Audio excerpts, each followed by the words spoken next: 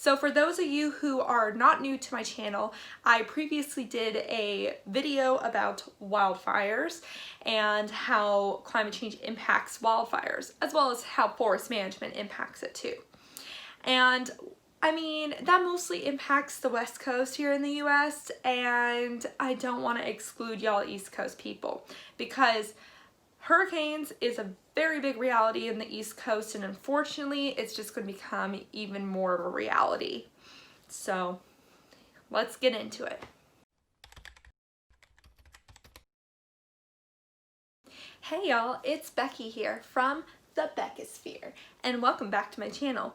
If you're new here, hi, my name is Becky, and every Monday and Thursday, with some extra videos sprinkled in, we cover everything relating to the climate crisis here. The problems, yes, but the solutions, yes. So if that sounds like something you would be interested in, go ahead and hit that subscribe button, click the like, comment below, share with your friends, all that good stuff. And well, today we are going to start talking about hurricanes. 2020 has been a fun year for the hurricane season. Were you thinking I was going to say for something else? Because yes, but we're talking about hurricanes, remember? So it's been, unfortunately, a very good year for hurricanes this season, with 28 cyclones being large enough to be named, and 9 hurricanes out of those cyclones. And 5 of those hurricanes were Category 3 or higher. And just as a reminder, Category 1 is the lowest level and Category 5 is the highest.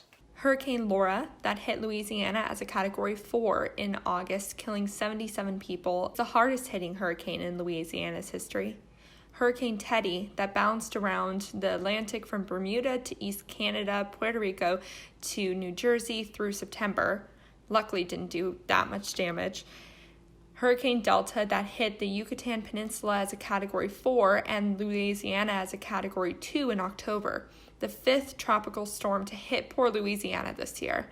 Delta might have broken the record for fastest tropical storm, becoming a Category 4 hurricane, which was in 36 hours. Hurricane Epsilon thankfully missed Bermuda by that much. And Hurricane Eta, that ripped through Honduras, Nicaragua, and Cuba on its way to the Gulf of Mexico. My Aunt Jessie, who lives in Fort Lauderdale, Florida, said it's raining so hard it looks like 100 hoses are pouring off the roof. In all, over 200 people have died this hurricane season. Just so we're clear, this is a bad hurricane season. There's usually only an average of 12 tropical storms named per year, half of which become hurricanes, and half of the hurricanes becoming Category 3 or up. 2020 is now tied with 2005 for the worst hurricane season in recorded history. 2005 was when Hurricanes Harvey, Katrina, and Irene hit. So how is climate change making hurricanes worse? First, let's talk about how hurricanes and tropical cyclones form. Warm water results in more evaporation, speeding up the circulation of air above as warm water rises and cold air sinks. This air circulation continues to speed up, forming a cyclone. If a tropical cyclone reaches 39 miles per hour, it's classified as a tropical storm. If the storm's winds reach 74 miles per hour, it's classified as a hurricane. The umbrella term for little cyclones, tropical storms, and hurricanes is tropical cyclone. And the terms hurricane and typhoon are synonymous and just used in different parts of the world. Scientists are able to better understand the physics behind air-sea interactions through mathematics and experimentation. They then translate math into code to be input into high-powered computing systems, or HPCs. From there, they switch up the variables to see what different factors impact different outcomes. Comment HPC down below if you want me to do a whole deep dive on computer modeling relating to climate change research. Several groups of scientists have looked at past hurricanes like Harvey, Katrina, Irma, and Maria to look for climate change fingerprints in those particular cases. These studies found that without climate change, many of these tragic hurricanes would have dumped less precipitation in impacted areas. Studies also found that hurricanes Katrina, Sandy, and Florence wouldn't have inundated and flooded as far inland as they had without the influence of warming waters and sea level rise. Scientists have talked about different ways in which climate change can make hurricanes worse. Let's go over some of those points. Increased rainfall from tropical cyclones. The warmer the air is, the more moisture it can hold and therefore drop. Modeling studies on average project an increase on the order of 10 to 15% for rainfall rates averaged between about 100 kilometers of the storm for a 2 degrees Celsius global warming scenario. Increased severe tropical cyclones. This means that we should expect more hurricanes that are Category 3 or higher. In fact, the scientific community has discussed creating a Category 6 for hurricanes because of how much worse the season might get. The overall understanding of how climate change impacts the frequency of cyclone formation in general is not as confident as some of these other impacts in the video. However, data suggests that climate change won't bring about an increase in cyclones in general, just how many cyclones become severe.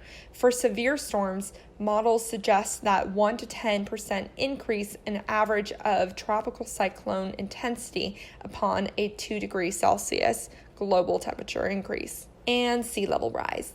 This is one of the most confident impacts of anthropogenic climate change, and it makes sense that increased inundation would help hurricanes and tropical storms do more damage to the coastal cities. Sea level rise is caused by the melting of the Arctic and Greenland glaciers due to an increase in overall world temperature.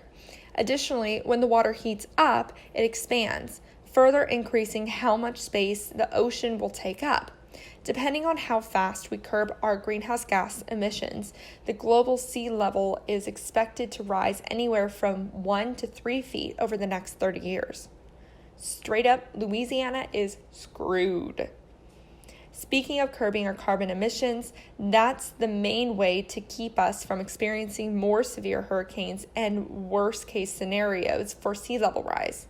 Based on current election results, we have a better chance of doing something about decreasing our dependency on burning fossil fuels than ever before. And that is going to be a bonus video that's coming up very soon to talk about what Biden could do with and without the power of the Senate. So stick around for that video because coming to you live. Not live, coming to you. Because 40% of people in the U.S. live along the coast, the National Defense Research Council stated last year that as many as 13 million people will have their homes impacted by sea level rise. Let's look at what people can do to prepare for sea level rise and worsening hurricane seasons. Existing buildings. For some areas, a simple barrier might do the trick, but for many, buildings will need to be retrofitted to sit higher up and withstand higher wind speeds.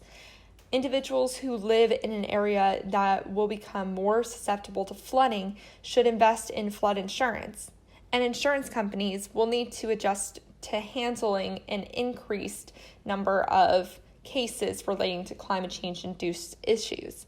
State governments might also want to buy out certain high-risk buildings before damage is done to reduce the strain on individual homeowners. It'll also be important to update groundwater infrastructure to reduce seawater from tainting the fresh water we need to drink.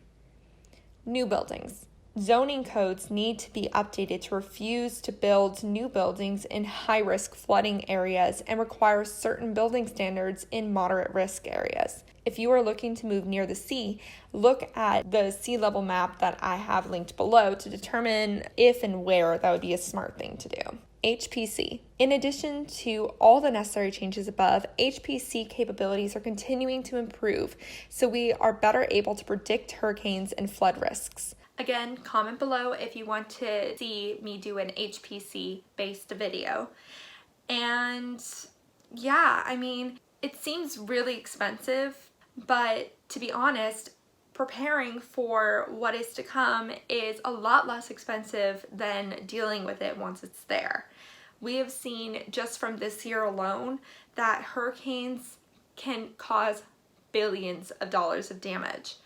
And so preventing it by doing, say, a couple millions of dollars worth of projects will definitely decrease the overall economic impact of these climate change worsened storms. And with that, that is where I'm going to end this video for today. Please let me know in the comments below if there's anything that I missed when I was discussing this.